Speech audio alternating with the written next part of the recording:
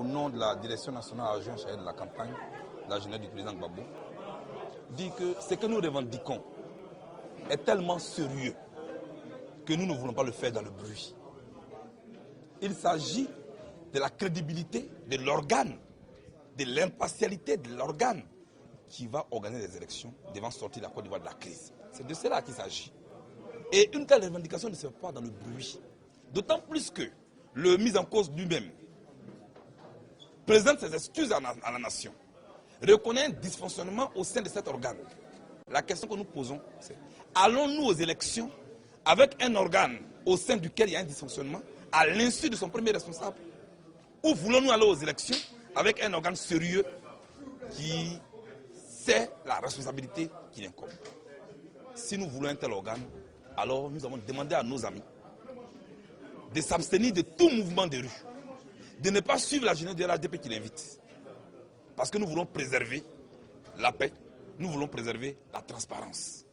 Pour cela, nous demandons calmement que M. Beguer-Mambé tire les leçons et les conséquences de l'acte grave qu'il a posé en permettant des croisements parallèles en contradiction avec le mode opératoire consensuel qui a été arrêté. En clair, nous demandons aux patriotes de ne pas descendre dans la rue. M. Gbagbo n'a aucune preuve de ces 429 000 personnes, de l'inscription de ces 429 000 personnes sur la liste électorale. Parce que la liste électorale définitive qu'on a aujourd'hui, là-dedans, il n'y a pas ces 429 000 personnes. Donc M. Gbagbo, comme à son habitude, en tout irresponsable, monsieur s'est permis d'envoyer un dossier qu'il pouvait régler avec le président de la CEI. Il l'a envoyé sur la place publique, juste simplement pour mettre la confusion dans la tête, dans la mémoire des Ivoiriens et des observateurs de la politique ivoirienne. Et cela n'est pas sage. Donc il était important pour moi de le signaler que M. Gbagbo, s'il veut être président de la République de Côte d'Ivoire et qu'il veut qu'on le respecte, il faudrait qu'il prenne ses responsabilités à chaque fois qu'il y a des problèmes en Côte d'Ivoire. Et non l'envoyer sur l'écran pour que tous les Ivoiriens soient toujours aux aguets et qu'on n'ait pas d'élection. Le but, aujourd'hui, c'est d'obtenir des élections et c'est tout ce qu'on demande à M. Gbagbo. D'ailleurs, c'est son programme de gouvernement actuel, car il ne se concentre pas sur le développement économique et social de la Côte d'Ivoire. Son programme de gouvernement, c'est les élections. Alors, quand il se lève, lorsqu'il en a envie et qu'il sent qu'il n'est pas favorable aux prochaines élections, qu'il sent qu'il ne pourra pas gagner les élections, et qu'il se lève quand il veut pour perturber la population ivoirienne, je trouve cela lamentable et je condamne cette façon de travailler de la part du président de la République. Nous demandons la démission de Beguer-Mambé, d'autant plus que lui-même il a avoué. Au-delà de la Côte d'Ivoire même, moi je veux que l'Afrique soit un modèle aussi. Nous clamons haut et fort que nous ne voulons pas être un continent sous contrôle. Mais que faisons-nous? Alors, après son intervention du 9, dès le 10, il a jeté son fameux pitbull, M. Blé Goudé, qui ne réfléchit jamais, mais qui se dit leader d'opinion pour l'unité de la Côte d'Ivoire. Il dit qu'il est leader d'opinion pour l'unité de la Côte d'Ivoire, pour la transparence en Côte d'Ivoire, pour la paix en Côte d'Ivoire. Mais ce jeune homme ne réfléchit pas et il vient à la télévision. Résultat, la télévision ivoirienne, qui est sous les commandes de M. Gbagbo, le met en boucle pendant 3 jours, c'est-à-dire du 10 au 13 janvier. Et ce monsieur traite la CEI de tous les noms. Aujourd'hui, tous les Ivoiriens se disent: est-ce que la CEI est crédible? Est-ce que M. Beguer-Mambé est crédible? Est-ce que cette institution pourra travailler de manière convenable pour les élections? Les élections ont été donc du coup suspendues et aujourd'hui le processus, pas du moins, a été suspendu. Aujourd'hui, M. Beguer-Mambé travaille à rester conserver son poste. M. Gbagbo travaille à enlever M. Beguer-Mambé à son poste. Voilà la nouvelle donne en Côte d'Ivoire. Et cela n'est pas poli, et cela n'est pas intelligent, et cela n'est pas sage, et cela, ce n'est pas de l'amour pour son peuple. M. Gbagbo a prêté serment pour le bien-être des Ivoiriens, pour une démocratie en Côte d'Ivoire. Mais cette démocratie, il est lui-même le perturbateur de cette démocratie. Quelques pays ont commencé, tel le Bénin, tel le Ghana. Nous pensons que la Côte d'Ivoire peut aussi le réussir. C'est pourquoi nous voulons que l'on se départisse de son manteau partisan et mette en avant l'intérêt de la nation. Je ne veux pas que la commission soit pour Gbagbo ou contre Gbagbo. Je veux seulement qu'elle soit impartiale et qu'elle travaille en toute crédibilité pour qu'on sorte de cette crise. Donc ce monsieur Blé Goudé, ce jeune homme, a semé la zizanie. Et à notre grande surprise, voilà, le 21, le jeudi 21, puisqu'il n'était plus souhaité, les Ivoiriens ne voulaient plus le voir à l'écran, Au vu des critiques de la jeunesse du RHDP, M. Blé Goudé, quand il a vu que le ton était durci dans la rue, il a encore envoyé M. Touré Zegen à la RTI, donc l'un de ses sous-fifs, de venir lancer un message de paix. Le mardi d'avant, il était en train de lancer un message de guerre pour que les gens aillent au palais de la culture et qu'ils reçoivent un mot d'ordre de sa part. Mais un mot d'ordre en tant que qui? Il donne les ordres aux jeunes Ivoiriens qui sont pauvres, qui ont faim, qui souffrent. Il leur donne des ordres pour aller en guerre tous les jours. Pour quelle raison? Et en tant que qui? Car en Côte d'Ivoire, à ce que je sache, il n'a aucun poste officiel en Côte d'Ivoire. Être responsable de la jeunesse, responsable de campagne pour la jeunesse de Gbagbo, ce n'est pas un poste d'État. Être responsable de la jeunesse, responsable de campagne pour la jeunesse de Gbagbo, ce n'est pas un poste d'État. Vous êtes conscient de la responsabilité comme celle-là, qui est de sortir la Côte d'Ivoire de la crise à travers des élections crédibles. Quand vous avez en main une commission indépendante qui a été réclamée par tout le monde, je pense que quand vous vous rendez compte de ce que votre service a été faible, on n'a pas besoin de vous demander de démissionner, vous le faites. Nous demandons à M. Begré Mambé, après les excuses qu'il a présentées, d'être un peu plus courageux et de déposer sa démission pour non seulement son honneur, mais pour l'image de la Côte d'Ivoire, qui ne peut pas aller aux élections avec une commission aussi boiteuse et douteuse. Et on ne peut pas soulever la population ivoirienne à chaque fois à aller dans la rue. Mais il l'a fait. Et quelques jours après, il envoie quelqu'un d'autre, M. Zegen, Touré Zegen, à la télévision, pour dire, je demande aux jeunes Ivoiriens de venir au palais de la culture pour recevoir un message de paix, un message d'apaisement. Et après, il y aura une caravane pour la paix et l'apaisement à travers la Côte d'Ivoire. Cela fait combien d'années aujourd'hui que M. Blé Goudé se promène avec la caravane de paix et d'apaisement dans la Côte d'Ivoire? Voilà. Pendant combien d'années vous allez nous faire des caravanes de la paix? Caravane de la paix, une seule caravane dans une seule ville, ça coûte de l'argent. Et cet argent, qui le lui donne? C'est M. Gbagbo, puisque M. Blé Goudé n'a pas de travail officiel en Côte d'Ivoire. Et c'est de ça qu'il vit. Alors il vous soulève tous les jours et vous jette dans la rue. Aujourd'hui, la situation est encore floue au pays. Au lieu d'aller vers les élections, on n'y va pas.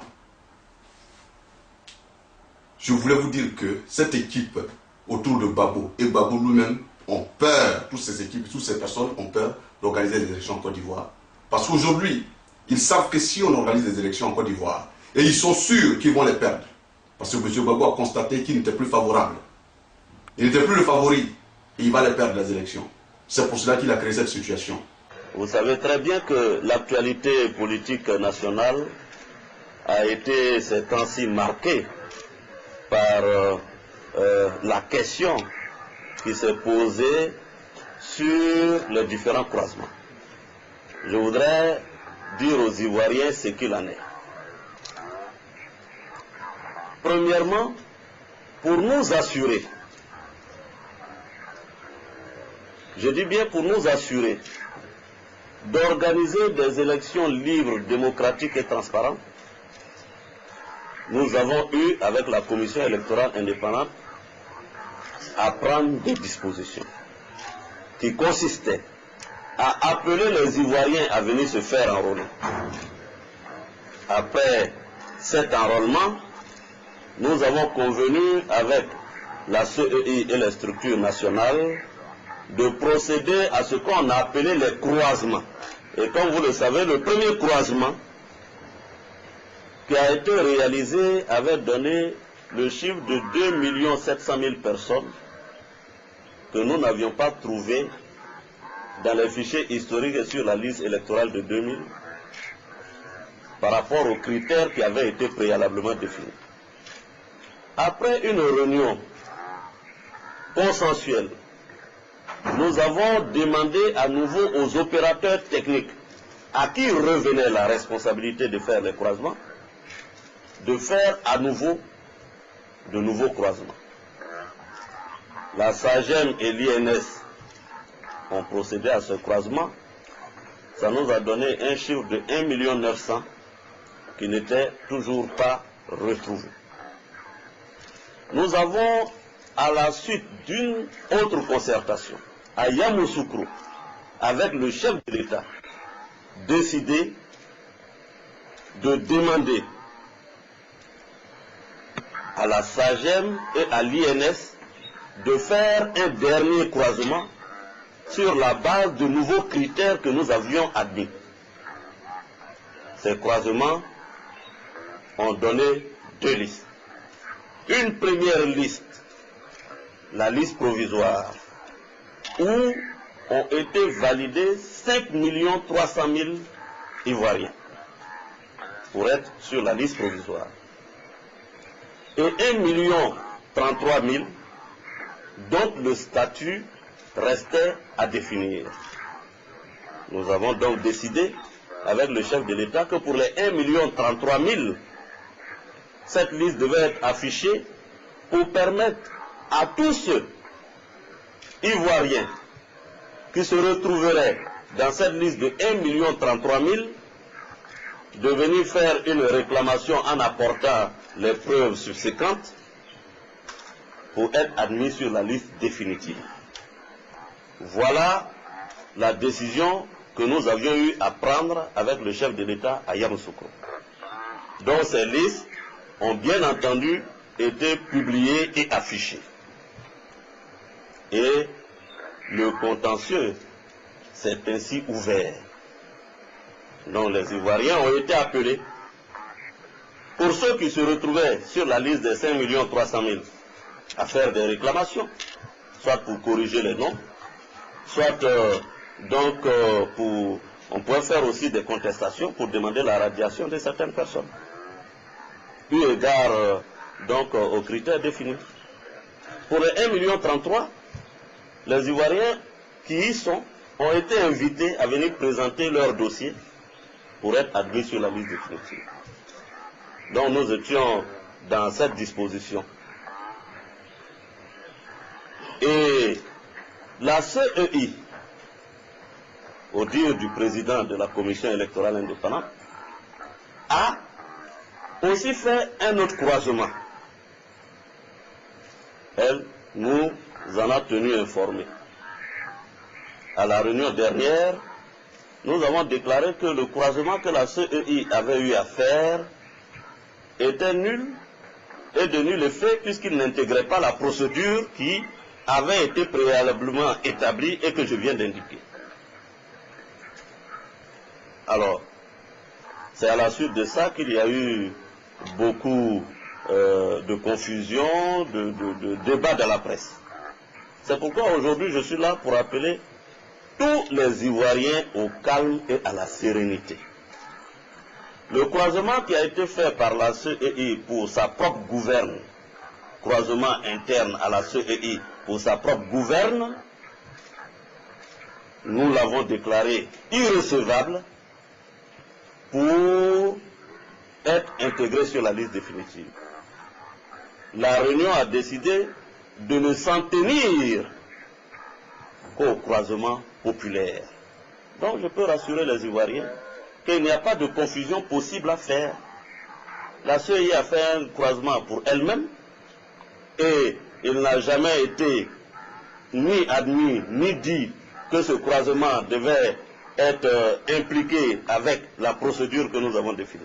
Donc je veux rassurer les Ivoiriens sur ça. Dire que c'est une surprise serait mentir. La présidentielle en Côte d'Ivoire est encore reportée pour la 6e fois. Laurent Gbagbo a trouvé un nouveau moyen de rester à la tête du pays. Le gouvernement est dissous. Je reconduis le Premier ministre Guillaume dans ses fonctions.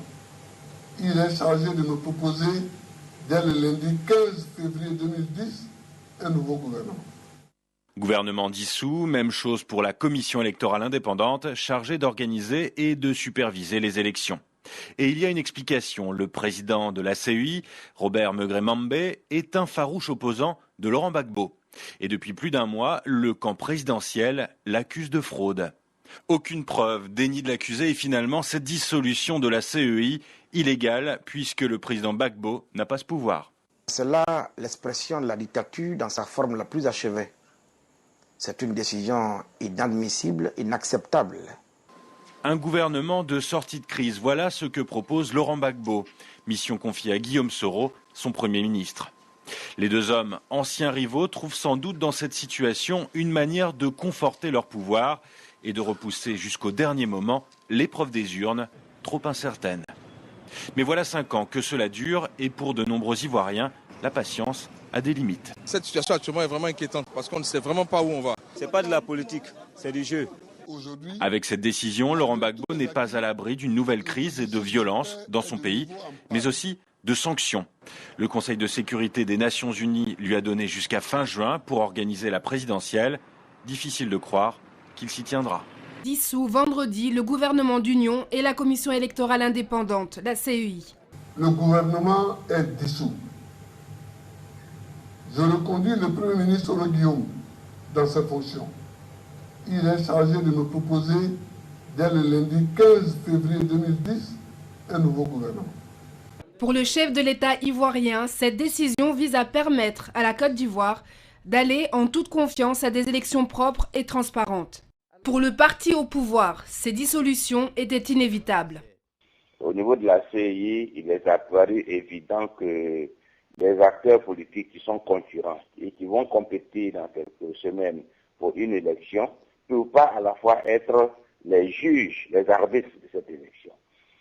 Certains peuvent être tentés d'utiliser leur position à l'intérieur de la commission pour essayer d'orienter les choses dans le sens des intérêts de leur parti. Et c'est ce que le président Baudry Mandé a fait. Il faudrait donc mettre fin à cette expérience d'une CEI censée être indépendante, mais qui est en réalité l'otage des partis politiques. L'opposition, quant à elle, se dit choquée par cette décision qu'elle qualifie de grave et préoccupante. Le RDR, le parti du candidat Alassane Dramane Ouattara, exprime ses craintes pour le processus électoral. Le RDR a, comme tous les Ivoiriens, a été choqué. Nous sommes en droit d'avoir des craintes sur la tenue du scrutin, mais surtout sur la transparence et l'équité dans l'organisation de ce scrutin. Le Premier ministre et ancien chef de la rébellion Guillaume Soro reste néanmoins à la tête du gouvernement. Le président Laurent Gbagbo a demandé à ce dernier de lui présenter un nouvel exécutif lundi et de former dans les 7 jours une nouvelle commission électorale pour organiser des élections justes et transparentes.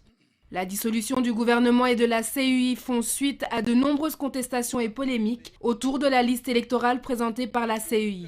Le camp présidentiel a en effet accusé la commission électorale de fraude, visant à inscrire illégalement 429 000 électeurs. Ces décisions de M. Laurent Gbagbo sont antidémocratiques et anticonstitutionnelles. Elles constituent un véritable coup d'État. En conséquence, le Rassemblement des oufouettistes pour la démocratie et la paix proclame qu'à compter de ce même jour, vendredi 12 février 2010, il ne reconnaît plus M. Laurent Gbagbo comme chef de l'État de Côte d'Ivoire. La population, pour sa part, semble divisée sur la question. Il fallait bien qu'une décision soit prise de sorte à nous sortir de cette impasse qu'on vivait depuis longtemps. Donc je salue la décision du chef de l'État. Cette décision prise ne peut que fragiliser la situation et créer encore des frustrations. Vendredi, le président Laurent Gbagbo a dissous le gouvernement et la commission électorale indépendante, la CEI. Le Premier ministre et ancien chef de la rébellion Guillaume Soro reste néanmoins à la tête du gouvernement. Il doit présenter un nouvel exécutif lundi et former d'ici une semaine une nouvelle commission chargée d'organiser les élections. Ces dissolutions font suite à de nombreuses contestations et polémiques autour de la liste électorale présentée par la CEI. Le camp présidentiel accuse la commission électorale de fraude visant à inscrire illégalement 429 000 électeurs. Quelle mouche a piqué Laurent Gbagbo pour dissoudre ainsi le gouvernement et la commission électorale la semaine dernière? Effectivement, il va, grâce à cette dissolution et à la suppression de la commission électorale qui doit être à nouveau rétablie normalement dans une 8aine de jours, il retarde l'échéance des élections présidentielles qui devaient, au bout de la 5e fois qui avait été reportée, avoir lieu en mars. Donc il gagne du temps. Il faut savoir qu'il y a un contentieux, notamment sur la composition de cette liste électorale, puisqu'il y a 429 000 cas litigieux, et notamment de savoir si les originaires du Nord peuvent voter ou pas. Et donc, il y a eu ce qu'on appelle un délit par rapport au patronyme. On a supprimé de la liste électorale, les juges ont supprimé de la liste électorale tous ceux qui avaient un nom qui renvoyait aux originaires du Nord. Donc on a un contentieux important sur la composition de la liste électorale qui elle-même rétroagit bien entendu sur le résultat des élections présidentielles. Oui, mais d'ailleurs il y a eu une polémique contre le chef de l'opposition, de la commission électorale, Robert Megré-Mambé, qui est aussi membre de l'opposition, sur ces fameuses listes électorales. Pour vous, c'est une polémique sérieuse ou elle est fabriquée de toutes pièces? Non, c'est une polémique sérieuse. Ceci étant, ça se fait quand même sous contrôle international. Donc, dans le cas présent, on peut quand même accuser assez fortement Laurent Gbagbo d'avoir refusé que cette liste électorale soit représentative d'un certain nombre de ressortissants qui en fait sont ivoiriens. Mais ça renvoie à une très vieille histoire qui est le fait que le Nord historiquement a été rattaché à la Haute-Volta pendant la période coloniale. Donc on est dans un contentieux qui est extrêmement ancien en Côte d'Ivoire. Mais quel est le but réel finalement caché ou d'ailleurs inavouable de Laurent Gbagbo? À la fois, pour l'instant, il ne met pas dans le coup ses principaux adversaires, c'est-à-dire Alassane Ouattara qui dirige le parti RDR et Konan Bédié qui dirige le parti PDCI-RDA. Donc il les met hors course pour l'instant. D'autre part, il faut savoir que la Côte d'Ivoire a un pouvoir bicéphale, c'est-à-dire que le Nord est contrôlé par les forces nouvelles, avec ce que les Nations Unies appellent un système féodal, c'est-à-dire un système de sécurité des populations, d'ordre, mais en même temps de contrôle d'un certain nombre de trafics de ressources naturelles, et que le Sud est également sous le contrôle des milices et des forces armées proches de Laurent Gbagbo. Donc on est dans un système au fond de partage de rente.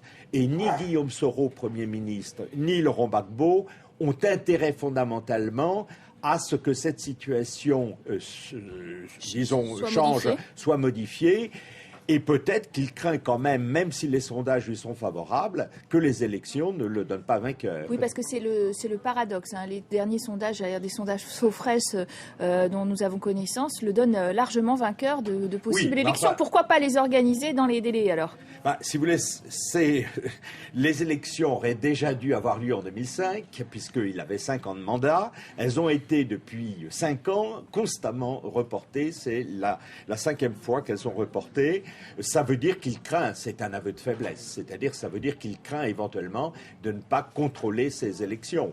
Alors, il est évident que cette situation peut conduire à différentes situations. La situation actuelle, c'est le ni guerre ni paix. Il faut savoir que si le pays n'est pas en conflit, c'est parce qu'il y a les forces des casques bleus, 7000 hommes, et qu'il y a la force de la licorne.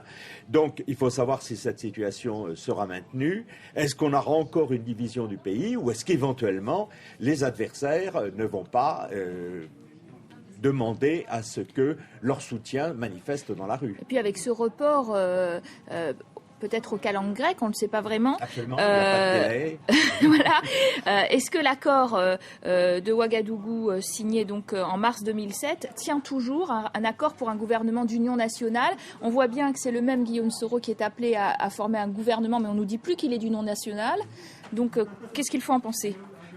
L'accord de Ouagadougou qui avait été fait sous l'égide de Blaise Compaoré, théoriquement est maintenu. Simplement, le nouveau gouvernement va sûrement exclure à la fois les représentants du parti RDR et les représentants du PDCI. Donc on aura comme membre du gouvernement sous l'égide de Guillaume Soro, on aura des représentants des forces nouvelles, on aura des représentants des tendances de Laurent Gbagbo, mais on n'aura pas un véritable gouvernement a priori d'union nationale.